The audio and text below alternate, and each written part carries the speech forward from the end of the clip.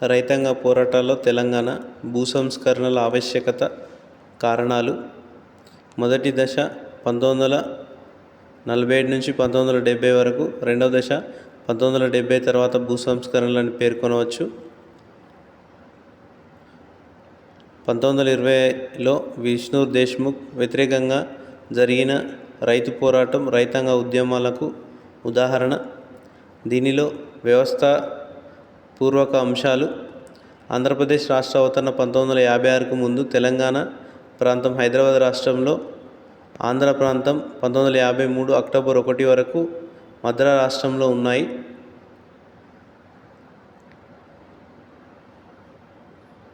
జమీందారీ విధానం బ్రిటిష్ భూస్వామ్య వ్యవస్థకు, రైతువారీ విధానం ఫ్రెంచ్ రైతు స్వామ్య వ్యవస్థకు ప్రతిబింబాలు.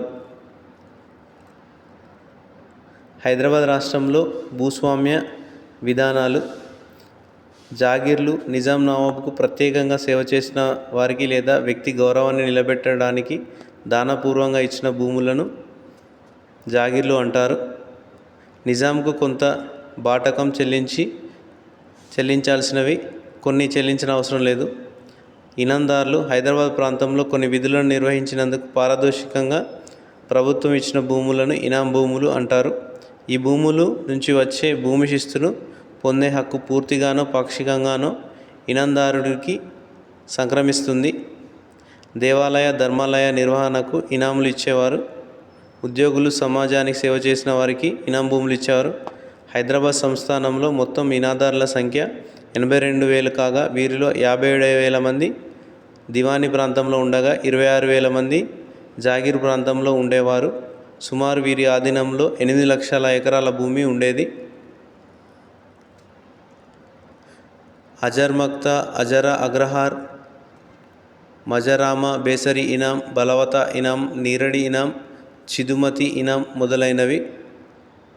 సర్పేఖాన్ నిజాం సొంత ఖర్చుల కోసం నిర్దేశించిన భూమి లేదా గ్రామాలు. వీటి నుంచి వచ్చే ఆదాయం బూటకం నిజాం ఖాతాకు వెళ్ళేది. ఈ భూములు 5,6,82 చదరపు మైళ్ళ విస్తీర్ణంలో 1174 గ్రామాల్లో వ్యాపించి ఉన్నాయి. పల్సా దివానీ రైతువారీ పద్ధతి 60% విస్తీర్ణంలో ప్రభుత్వ ప్రత్యక్ష పాలన కింద ఉండేది. ప్రభుత్వమే శిస్తు వసూలు చేసి ప్రభుత్వ ప్రత్యక్ష పాలనలో ఉండే భూమిని కలిసా అంటారు.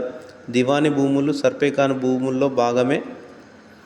క్రమబద్ధమైన సర్వే సెటిల్మెంట్ పద్ధతిని మొదటి సాలార్జంగ్ 1875లో ప్రవేశపెట్టారు. క్రమబద్ధమైన సర్వే సెటిల్మెంట్ విధానాన్ని ప్రవేశపెట్టడానికి 1875లో ముందు ఖల్సా దివానీ భూముల్లో దళారీలు ఉండేవారు. పామిగా జమానిత్ అంటే గుర్రాలను కట్టేసే స్థలం, సైనిక అవసరాల గుర్రాలను పోషించడానికి ప్రతిఫలంగా ఇచ్చే జాగీర్లు. జాత్ విస్తృతమైన ప్రాంతాల్లో సేవ చేసినందుకు ఎలాంటి షరతులు లేకుండా ఇచ్చిన జాగీర్లు. అవతామాం శిస్తు చెల్లించకుండా వంశపారంపర్యంగా వచ్చే హక్కులు ఉన్న జాగీర్లు. తనాకా జీతానికి బదులుగా ఇచ్చే జాగీర్లు. మదర్ మష్ ఉద్యోగుల పోషణ జీతానికి తోడుగా ఇచ్చే జాగీర్లను మదద్ మష్ అంటారు. మన్ మసు రూది మత సైనిక పౌర సంబంధమైన సేవకు ఇచ్చే షరతులపై ఇచ్చే జాగీర్లు. ఈ జాగీర్లలో హైదరాబాద్ 6,535 గ్రామాల్లో 40,000 చదరపు మీటర్ల విస్తీర్ణంలో వ్యాపించి ఉండేవి. 1922లో జాగీర్ల సంఖ్య 1167 కాగా 1949 నాటికి 1,500కు పెరిగింది. సంస్థానాలు. నిజాం హక్కులను అంగీకరించడానికి వీరి ఏటా నిజాంకు పెష్కష్ అనే పేరుతో నిర్దిష్టమైన డబ్బు చెల్లించాలి. హైదరాబాద్ రాష్ట్రంలో మొత్తం 14 సంస్థానాలు ఉండేవి. వీటిలో 5 ప్రధానమైనవి.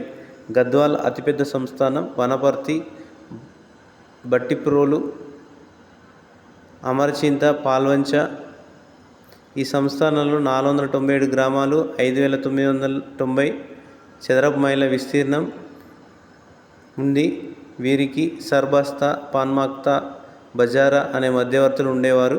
సర్బస్తా అంటే వేలంపాట ద్వారా శిస్తులు వసూలు చేసే హక్కును కలిగి ఉండేవారు. పన్మక్త స్థిరమైన కౌలును చెల్లించేవారు. ఇజారా భూములు నిర్మానుష్యమైన గ్రామాల్లో ఉండే భూములు. ఇక్కడ పునరావాసం ఉండేవారికి కౌలు చెల్లించే వెసులుబాటు ఉంటుంది. ప్రాంతీయంగా ఉండేవారిని దేశ్ముఖ్, సర్దేశ్ముఖ్, దేశాయ్, సర్దేశాయ్, దేశ్పాండేలుగా పిలిచేవారు. వీరికి శిస్తు వసూలు చేసే అధికారం ఉండడం వల్ల అనేక వేల ఎకరాలను తమ పేరున రాసుకొని 1875 తర్వాత ఖల్సా, దివానీ ప్రాంతాల్లో అతిపెద్ద భూస్వాములుగా చెలామణి అయ్యారు. జాగీర్దార్లు, ఇనాందార్లు, సంస్థానాధీశులు, చివరకు బాటకాన్ని పొందే ఖల్సా ప్రాంతంలోని పెద్ద భూస్వాములందరూ బాటకాన్ని పొందే పరిస్థితి అబ్జంటేటీ ల్యాండ్ లార్డ్స్ అనే భూస్వాములుగా పిలుస్తారు. వీరి సంఖ్య 1891లో 1,00,000 ఉండగా 1921 నాటికి 7.6 లక్షలకు పెరిగింది.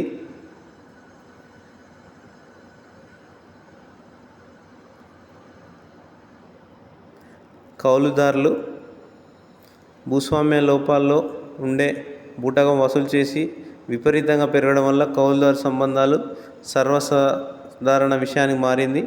హైదరాబాద్ రాష్ట్రంలో కౌలు విధానాలు 1754 ఫసలి, 1994లో అస్సామీ షెక్మీ చట్టం అమల్లోకి వచ్చే నాటికి 2 రకాలుగా ఉండేది. షెక్మీదారులు వీరు శాశ్వత కౌలుదారులు. కౌలుదారునికి రక్షణ, భూమిని సాగు చేసుకునే హక్కులు ఉండేవారే షెక్మీదారులు. అస్సామీ షెక్మీదారులు వీరు ఏ హక్కులు లేని కౌలుదారులు.